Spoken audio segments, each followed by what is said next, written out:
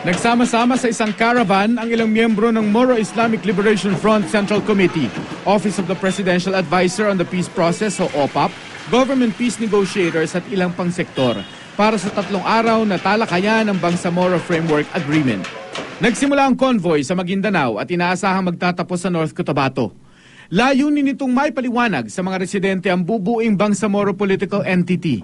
October 15, 2012, nang lagdaan ni Pangulong Aquino at ng MILF ang Framework Agreement na nagtatalaga ng bagong political entity na Bangsamoro na siyang papalit sa Autonomous Region in Muslim Mindanao o ARMM.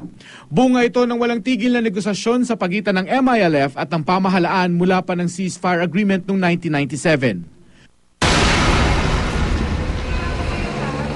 Tumaas ang presyo ng ilang produktong petrolyo simula ngayong araw. 15 centavos kada litro ang dagdag presyo sa unleaded at premium gasoline ng Shell, Total at Sea Oil. Ganon din ang itinaas ng presyo ng premium gasoline ng Petron.